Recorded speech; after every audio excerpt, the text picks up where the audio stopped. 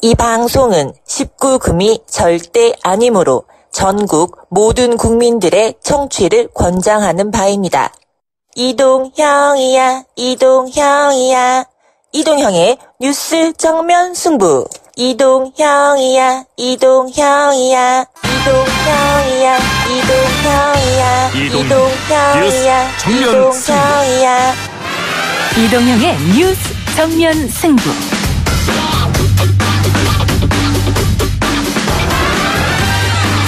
청취자 여러분 안녕하십니까, 이동형입니다. 오늘의 로고송은 정면승부 애청자 중에 애청자 이정인님이 보내주셨습니다. 사연도 함께 보내줬는데요. 항상 뉴스 정면승부 즐겨 듣는 애청자입니다. 부족하지만 로고송 이벤트에 살포시 숟가락 얹으러 왔습니다. 이 작가님 믿고 지지해주시는 뉴스 정면승부 PD님, 작가님 모든 분들께 감사의 말씀 전합니다. 항상 건강하고 행복하세요. 좋은 메시지 감사하고요.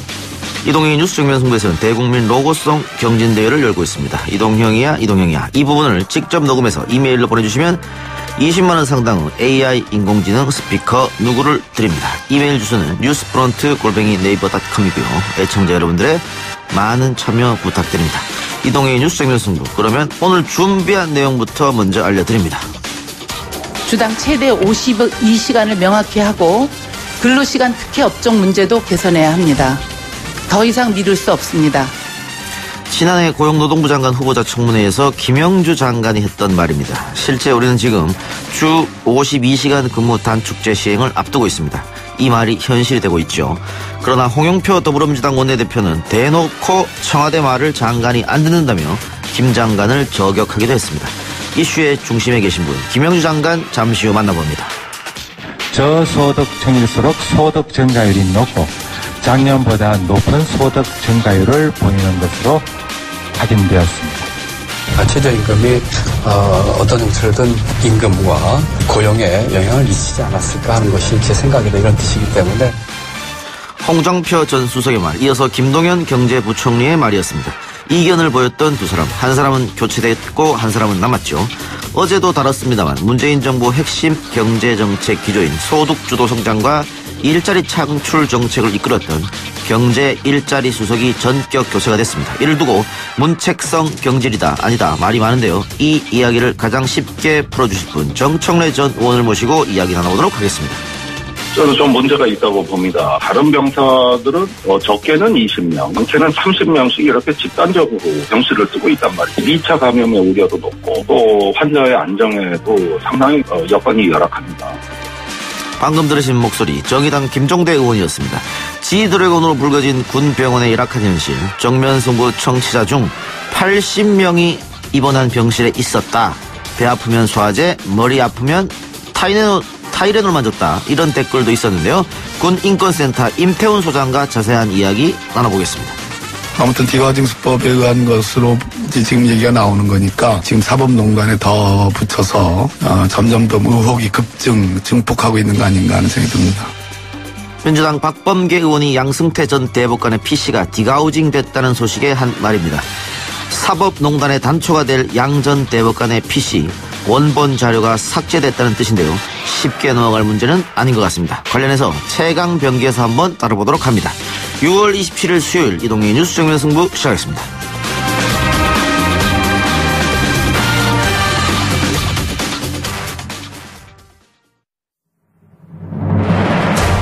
이 작가는 독하다. 이 작가는 거칠다. 이 작가는 솔직하다. 이 작가는 눈치가 없다. 그는 할 말은 한다. 할 말은 한다. 정치 오타쿠 이 작가의 독설. 뉴스 정면 승부.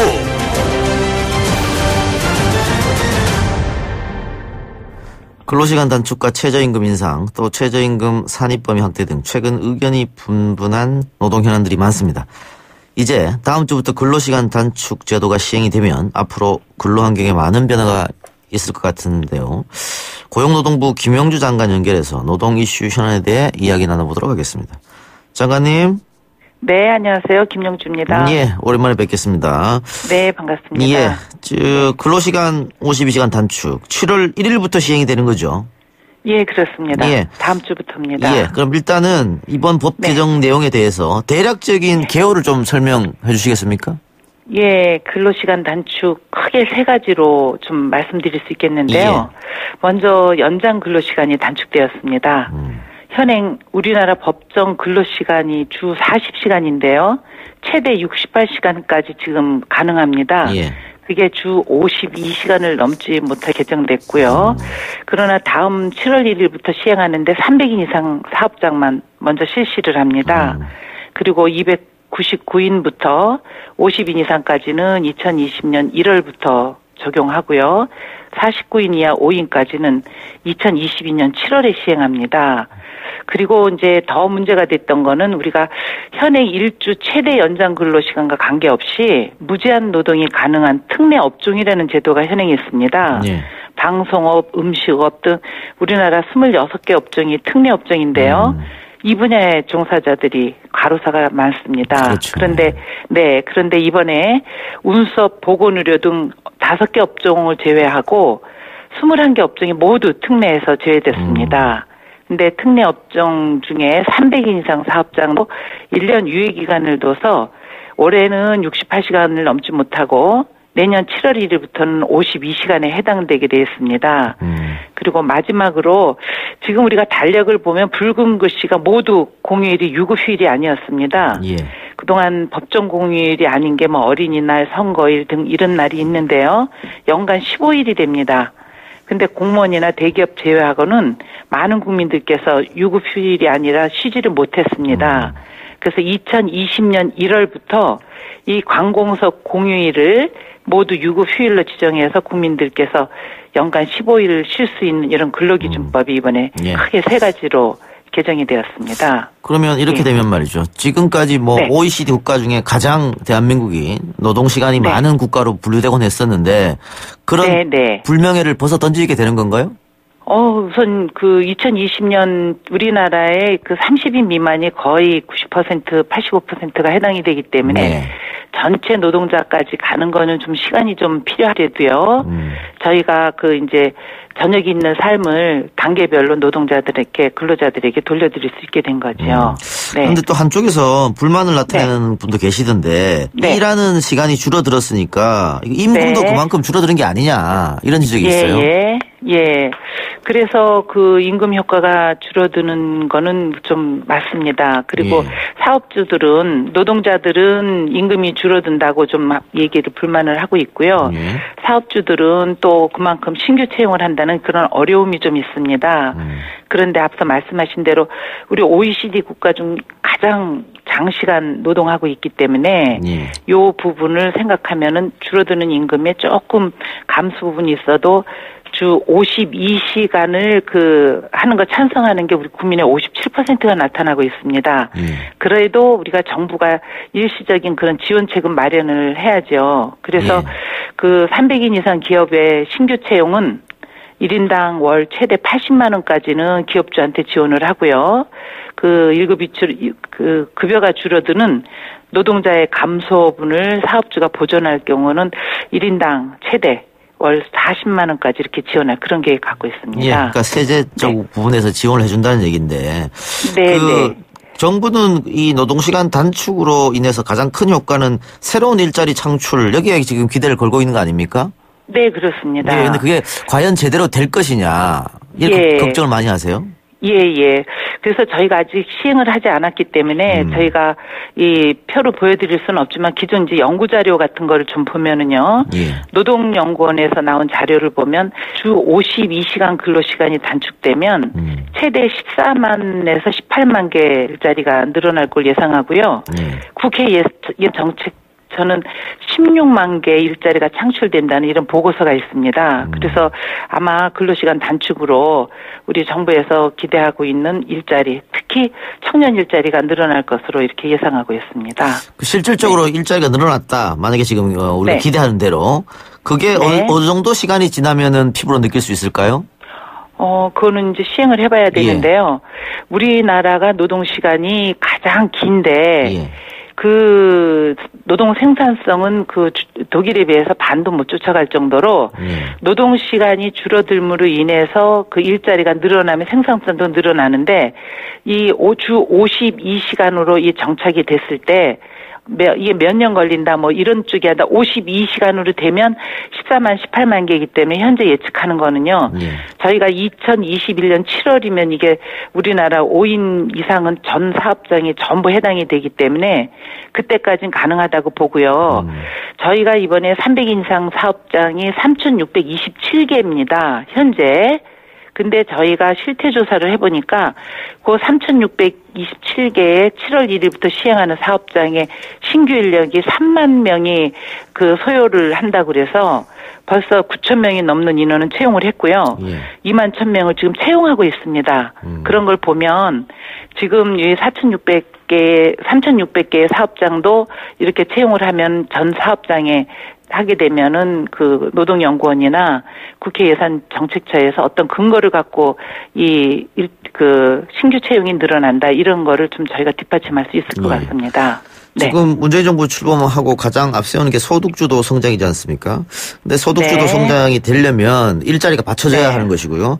그래서 대통령이 뭐 취임하자마자 청와대 뭐 일자리 현황판도 만들고 했었는데 지금 자료가 나오는 거 보면 고용 지표가 썩 좋지 않단 말이죠. 이 원인은 어디에 있을까요?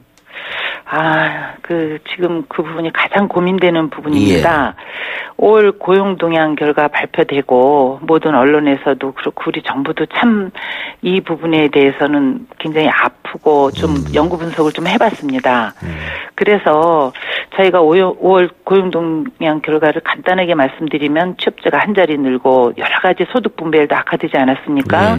그래서 많은 노력 기울여 왔는데도 고용 상황이 크게 나아지지 않아서 무거운 책임 느끼고 송구스럽게 생각합니다. 이렇게 고용 상황이 나쁜 이유를 좀 분석해 보니까 자동차, 조선, 제조업 구조조정 요인이 매우 큰 걸로 나타나는데요. 제조업 취업자가 전년 동기에 비해서 8만 명 정도가 감소했고요. 그중에 자동차 업종 취업자 감소폭이 4만 명에 이르는 걸로 나왔습니다. 그리고 15세에서 16세 생산 가능 인구가 전년 동기 대비 8만 명이 감소한 거 이렇게 복합적 요인이 하는 건데 이거는 저희가 이제 정부는 통계고요. 저희가 일자리 및 소득 분배 문제 해결을 위해서는 범정부 공동 노력이 절실하다고 이렇게 보고 있습니다.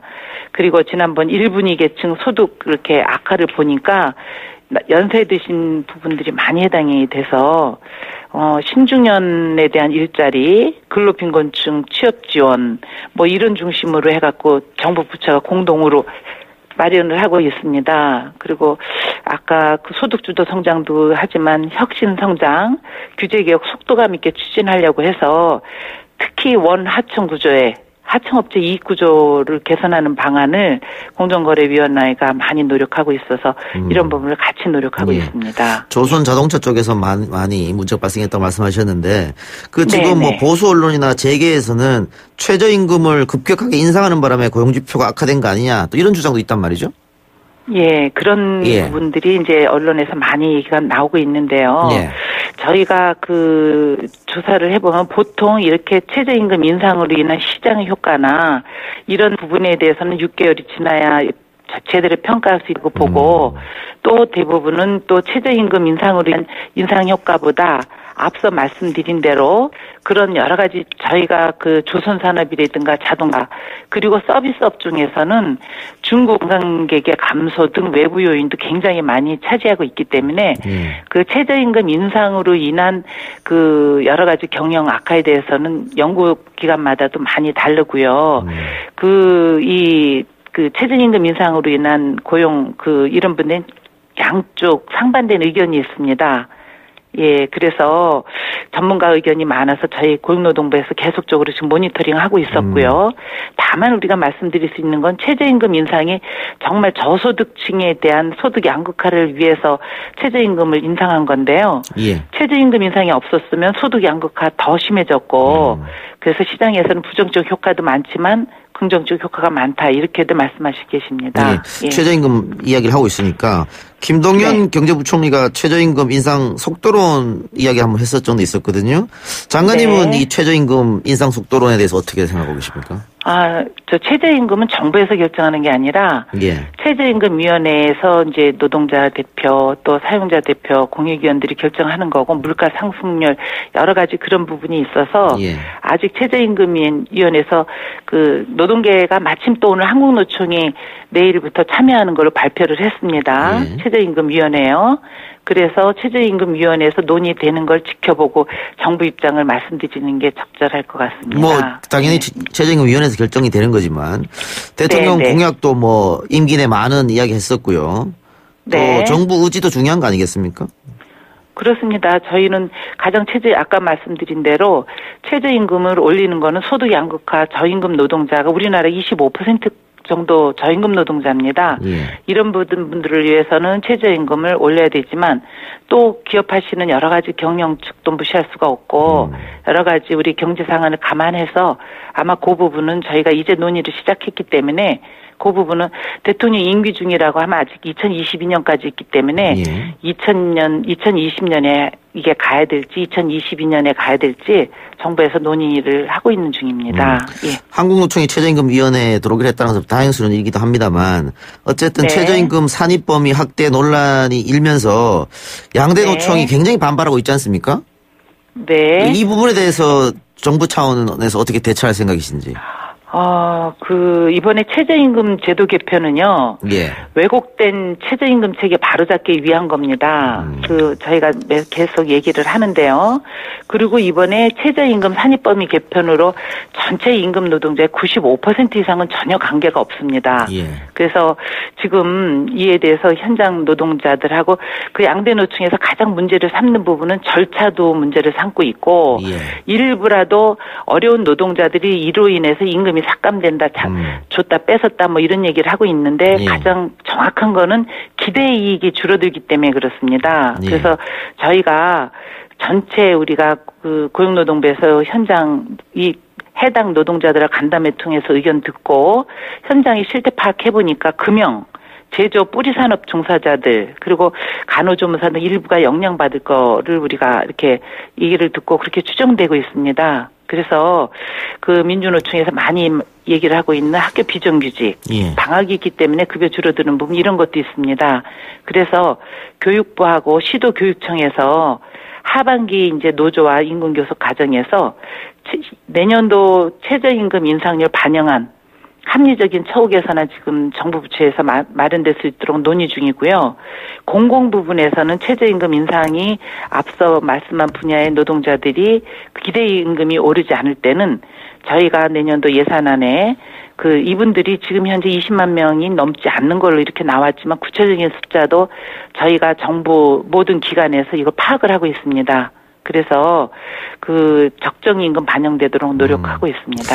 예. 근데 어쨌든 양대 노총 특히 민주노총에서 오해를 하고 있든 어쨌든 반발하고 있는 건 사실이니까 특히 노동자들 같은 경우에는 대화나 이런 게 없다면은 잘 이해가 안 되는 부분도 있기 때문에 반발하지 않나 생각이 드는데 관련해서 그렇습니다. 홍영표 네. 원내대표가 우리 김 장관님이 청와대 말을 안 듣는다, 홍보를 하지 않는다 이런 비판 직접적으로 했단 말이에요?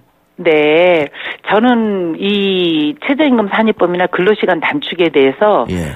홍보를 한다고 해서 국민들께 저는 다가가는 부분도 알게 되는 부분도 있지만 예. 그동안 저희가 정부 입장으로서 홍보나 광고나 이런 정책을 하고 싶었는데 6월 13일 지방선거까지는 모든 언론기관이나 방송에서 이 홍보에 대해서는 자제를 해달라는 요청도 있었고요. 예. 정부 이게 시행이 아직 지금 당장 시행되는 게 아니고 근로시간 단축도 7월 1일부터 시행이 되고 또 최저임금 산입범위 이런 부분도 여러 가지 부분의 시행식에 앞서서 저희가 지금 정부 홍보는 6월 13일 이후에 시작을 했지만 그동안에 관련 단체들하고 계속해서 사용자나 노동계 단체나 저희가 계속해서 간담회를 하고 있습니다. 알겠습니다. 여의도 찌라시라 그러나요? 그런 데서 네. 장관님 교체설도 있던데. 정부의 장관들은 언제든지 대통령께서 임명하시면 또 해임도 할 수 있는 거고 그런 거에 개의치 않고 예, 장관으로 있는 날까지 열심히 일할 생각입니다. 알겠습니다. 오늘 인터뷰 감사합니다. 네, 감사합니다. 예. 네. 지금까지 고용노동부 김영주 장관이었습니다. 저라는 말씀 조금 더 듣고 잠시 후 2부 청래당으로 찾아옵니다. 딱딱하고 지루한 뉴스가 소설보다 흥미진진해지는 새로운 경험. 놀라셨죠? 이것이 바로 이동준 뉴스 정면 승부.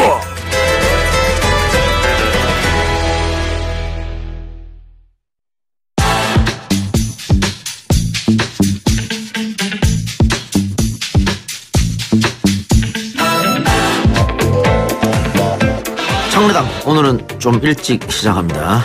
이 시대 참 진행인 정청래 전 의원 나오셨습니다. 어서 오세요. 여러분 안녕하십니까. 이 시대 참 바쁜인.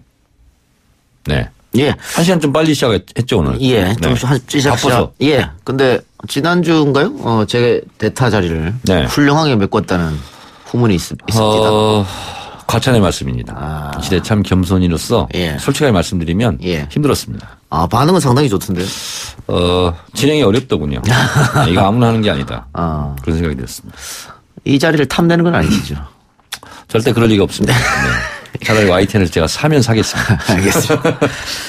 자, 그런데 오늘 방금 김의겸 대변인이 또 기자들 앞에서 브리핑을 한 것 같은데. 네. 문재인 대통령이 오늘 또 내일 일정을 다 취소 혹은 연기했습니다. 네. 그 감기 몸살이라고 하죠? 그러실 만도 하죠.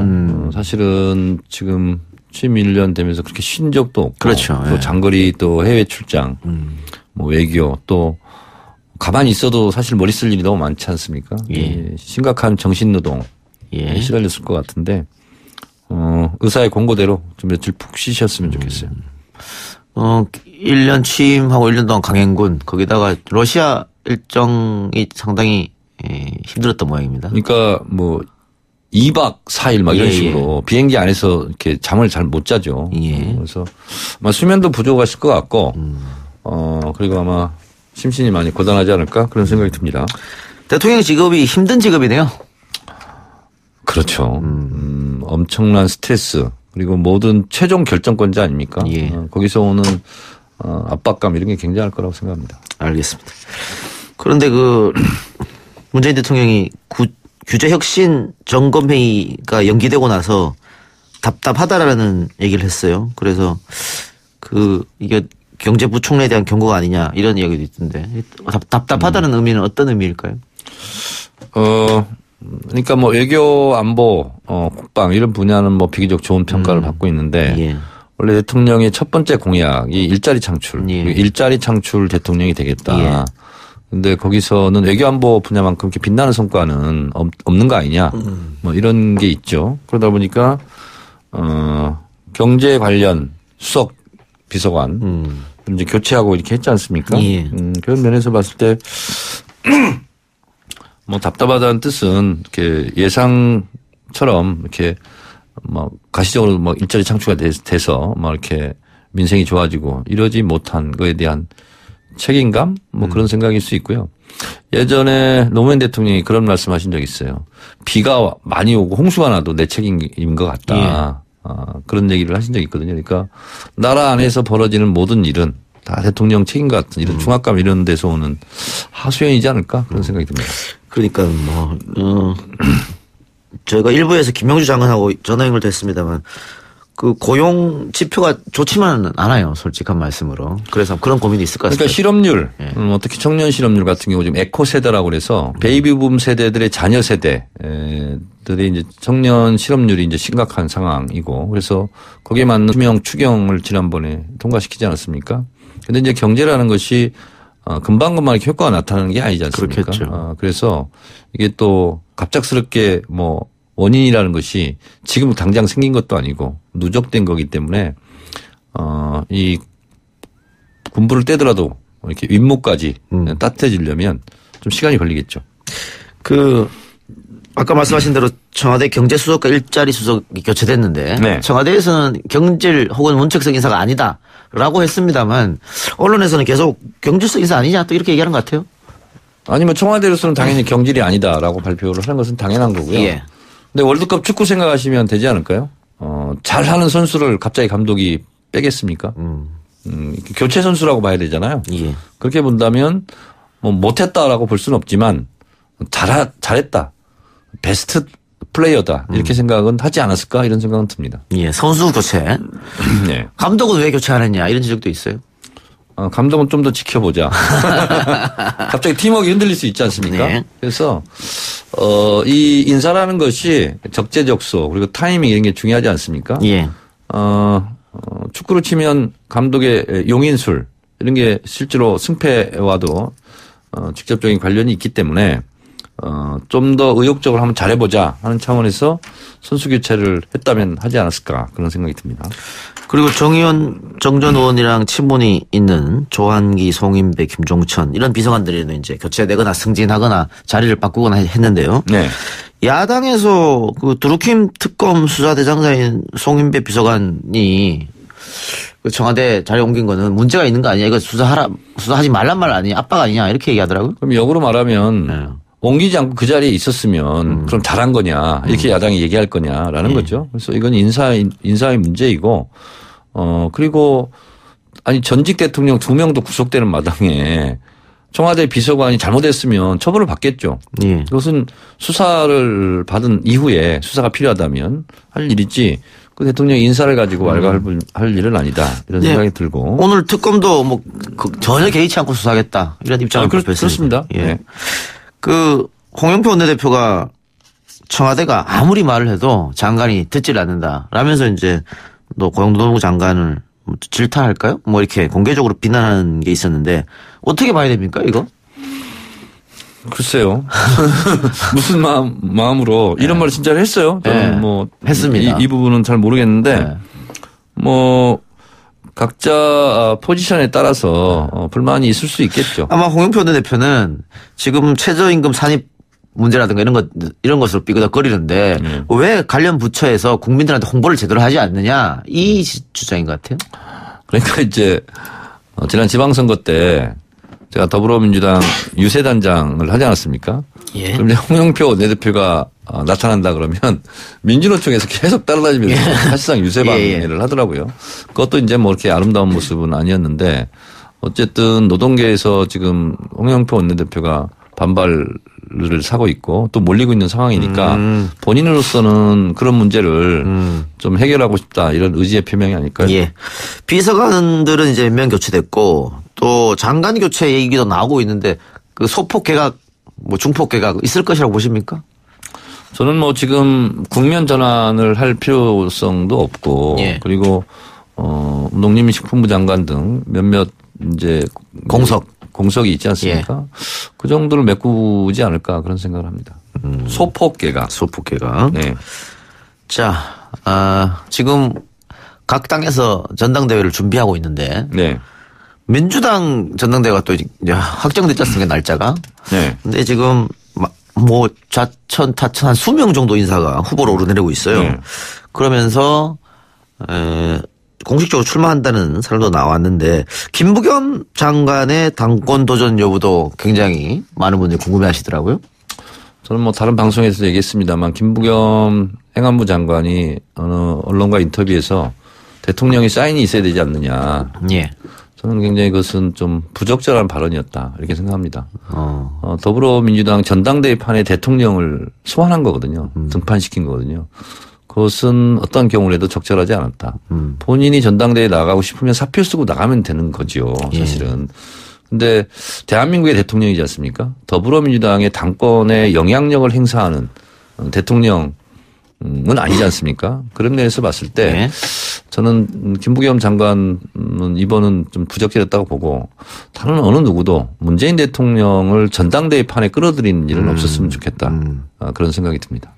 그 모두가 친문이라고 하고 있잖아요. 그러니까 저는 그것도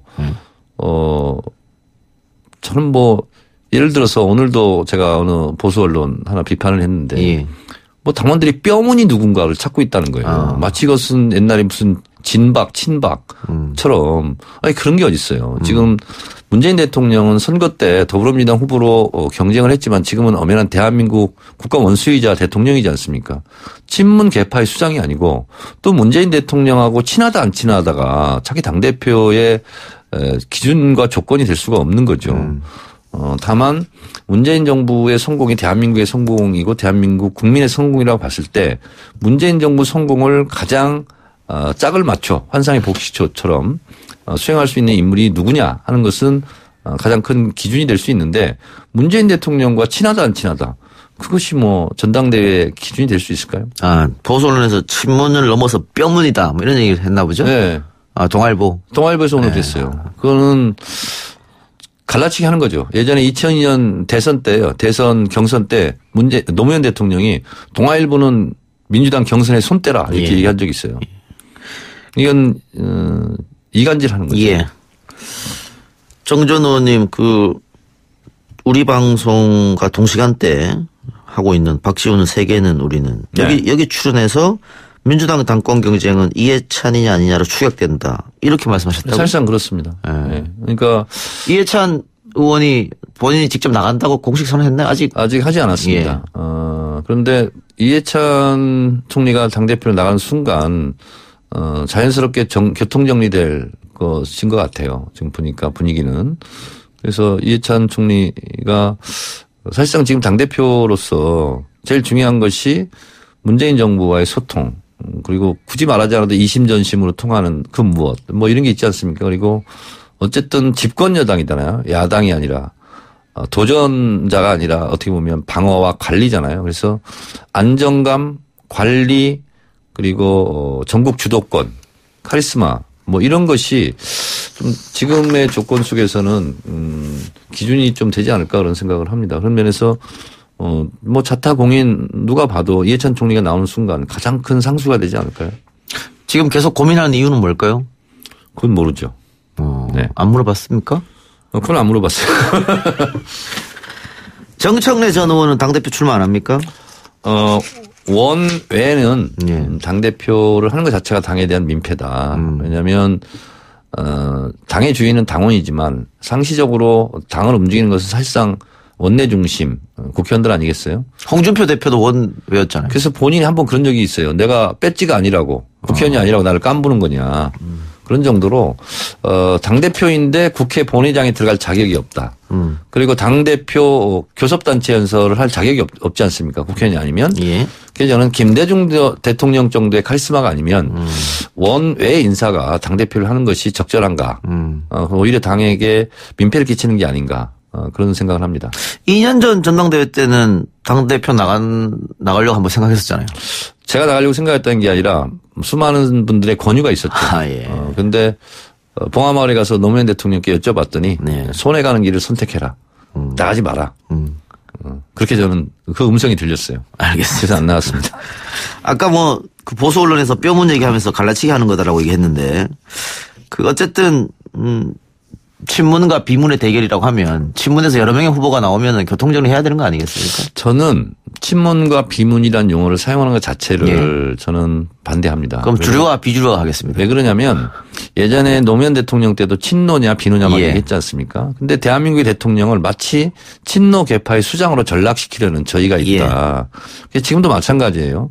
이번 지방선거 때 지상파 방송사 3사가 출구조사했을 때 문재인 대통령 지지율이 80.1%거든요. 그럼 80%가 국민이 문재인 대통령을 지지하면 그러면 그 80%를 다 친문이라고 할 거냐. 그건 아닌 거죠. 그렇게 봤을 때 아무래도 저는 비주류가 하는 것보다는 주류가 하는 게 맞겠다. 왜냐하면 그것이 국정 수행에 대해서 원활한 협조관계, 협력관계가 될 수 있겠다. 이런 생각이 들어서 친문, 비문이라는 용어를 굳이 사용하는 것을 원한다면 그래도 친문 인사가 되는 것이 너무나 자연스러운 게 아닌가 그런 생각이 들고 그 친문이라는 것은 그 용어 자체를 제가 반대하지만 어쨌든 국민의 80%가 문재인 대통령을 지지한다는 관점에서 봤을 때 그러하고 그리고 저는 이번 전당대회에서는 그런 말을 안 했으면 좋겠어요. 외연 확장이 필요하다. 이미 외연을 많이 확장해놨어요. 그러니까. 80%가 지지하면 외연을 확장하면 태극기 부대를 그러면 감싸려고 하는 거냐. 그래서 이번 전당대회에서만큼은 중도 중원, 예언확장 이런 말은 어쩌면 불필요한 말이지 않을까 그런 생각이 듭니다. 시간이 다 돼가지고요. 오늘은 그러면 여기까지만 듣겠습니다. 지금까지 정청래 전 의원과 함께했습니다. 고맙습니다. 네, 감사합니다. 잠시 쉬었다가 7시 정각 뉴스 브리핑으로 돌아오겠습니다.